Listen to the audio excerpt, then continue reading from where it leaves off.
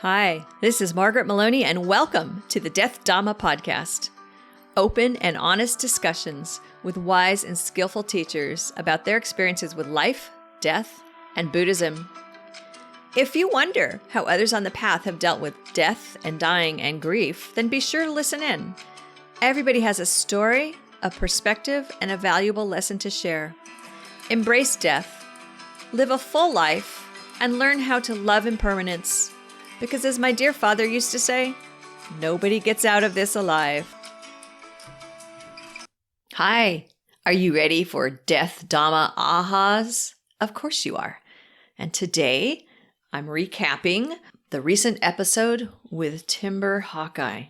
A common theme that has surfaced in my discussions with our wise teachers around death is that those who have experienced death as children, how they process death as they go through life ties back to how it was handled in the household. So families who brushed it aside and didn't acknowledge it and didn't talk to it, that made it more difficult for our wise teachers as they moved forward in life. Those whose families acknowledged death and treated it like a normal part of life, they've had a different experience. And Timber talks about growing up in Israel and how every day his mother would read the list of Israeli soldiers who had died in combat. So he grew up with death front and center, as it were, but they didn't know any of the soldiers, and that doesn't make it okay that these young men and women were dying. It just makes it a little distanced.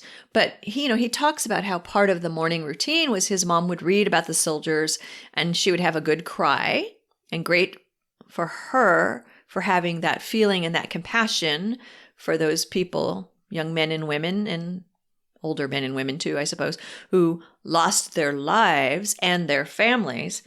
Timber, as a very practical young man, eventually one day kind of looked at his mom and said, "Do you know them?" And she said no. And then his take on it, his response was kind of like, then can we, go about our business here? Can we get to it? Because I need to get dressed and get breakfast and go to school. And I remember him saying something to me, like in his mind, he was thinking like, could we have like one crying day a week for all of it? And so he was used to these discussions about death, and he wasn't heartless. He was just becoming more practical about the matter.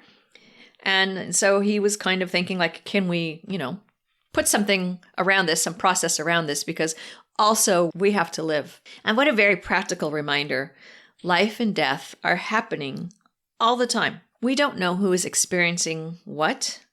In some ways, for some of us who are in the midst of grieving, participating in a routine is very helpful to go about your day as much as you can. You can't always go about all of it, but that ability to interact with life from a sense of, well, this is how things are. I need to make breakfast, and then I need to take care of business, and then I need to meditate. These are all things that help some of us.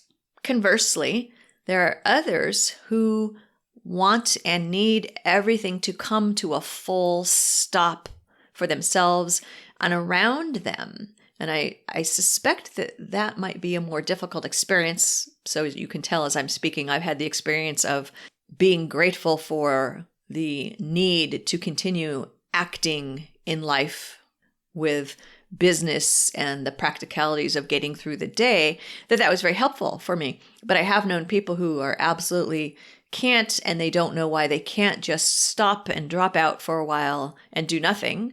And some people can stop and drop out for a while and do nothing. Generally, that is not an option for many people because, they have things to do and bills to pay. And so I suspect it's a little harder for those who have to stop and not interact with the world during grief.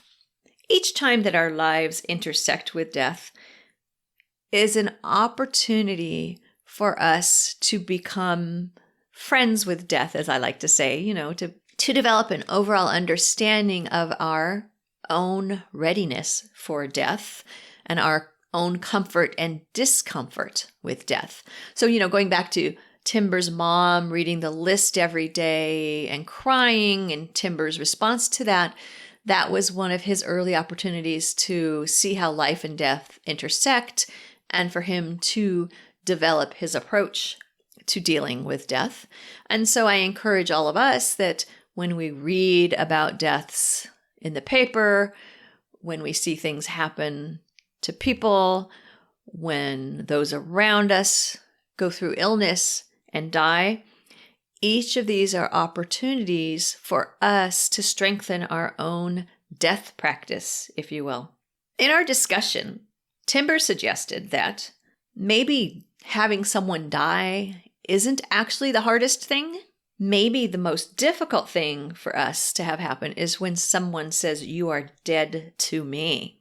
And I see his point, because if someone decides, "Hey, Margaret, you are dead to me, and I want to continue to have a relationship with that person, and now I can't," I know they're alive out there somewhere. Whereas when someone dies, it's more final.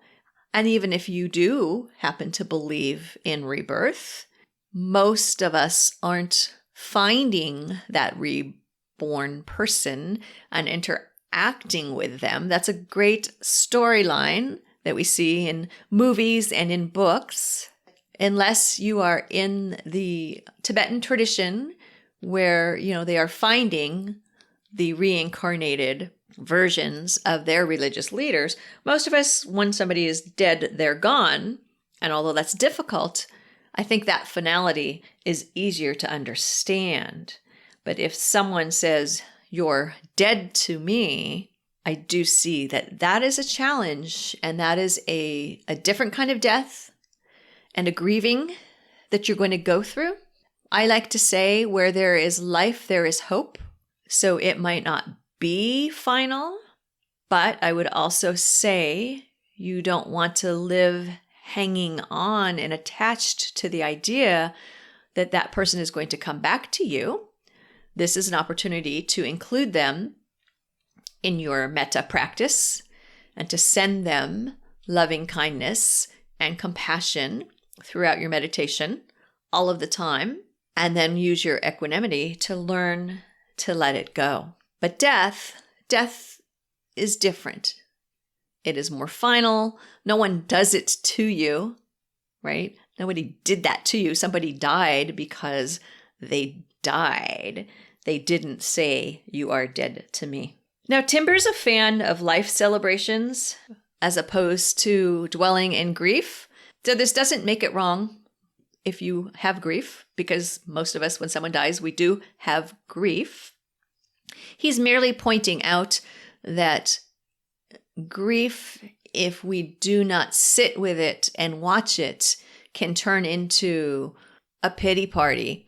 It can turn into letting our ego go crazy. Why did this happen to me? Why did this person have to die and leave me? Oh, poor me. What am I going to do? And if this happens to you, it happens to you. Be aware and sit with it and notice the role that your ego and attachment is taking in this grieving process that you're experiencing. And if you are able to bring in the celebration, the gratitude, I'm happy this person lived while this person was alive. Here's the great things they did. Here were the wonderful things about our relationship. That may help you come through and feel stronger more quickly. There is a little bit of hypocrisy in some of our traditions around death, mainly that what if we don't pay attention to someone when they're alive, and then we do everything we can to make sure we attend their funeral and we spend lots of time and money to make sure that we are seen at their services? That's hypocritical. Let's try to love and appreciate one another while we are alive. And then if we are able to attend someone's services when they die, that's great. And I hope that you are able to be in a situation where you don't have to attend just to be seen. And I completely understand there are certain cultures and familial situations where, you feel like somebody's at the door with a guest list checking you off. Yep, Margaret was here. Okay, we don't have to shun her. Just like with Noelle, who was actually our very first episode of the Death Dhamma podcast, Timber remembers the AIDS epidemic. And specifically what Timber remembers is death parties of people finding out that they had AIDS. And at that time, that was a horrible death sentence. There was no cure. And once somebody had full-blown AIDS, they were going to decline, and it was painful and sometimes lonely and very difficult. So Timber remembers people taking charge and having these parties. So they'd have these great parties where everyone would get together. And again, it was generally understood that when the party was over, this person was going to choose to end their lives. And what choice was being made was choosing the unknown over the known suffering. And that brings up an important point. Death is really a journey into the unknown. We have different beliefs about what happens. Is there life after death? Is there rebirth? We don't have any reason to make an assumption that it's going to be bad. It is a journey into the unknown. And I love what Timber said. He said, it's not like you're going to make a wrong turn. And that reminds me that when we were discussing Buddhism and becoming Buddhists, we both shared a tremendous relief that in Buddhism, you don't have to know everything. There are plenty of things that we don't know. There are questions that the Buddha would not answer because the goal is the cessation of suffering. And there are some things we don't need to know. They're interesting. It'd be great to know for real what happened to Amelia Earhart. Or it would be great to know, is the Big Bang Theory really correct? Or what's going to happen next with quantum physics? And is quantum physics correct? We don't have to know that. And it's a relief to be able to have a practice that gives you peace in your life without having to answer all of the questions. And, our discussions, my discussion with Timber, discussion with other wise teachers, I hope you're enjoying them. I'm finding them enjoyable and enlightening because of what they are sharing. They are entertaining ideas. We are entertaining ideas. We don't know for sure what is going to happen. A word of advice that Timber gave was, be busy thinking about life. Be busy thinking about life. And I would like to add to that, yes, please, let's go about our lives. And let's go about our lives with the understanding that one day we will die. And let that not be a point of fear.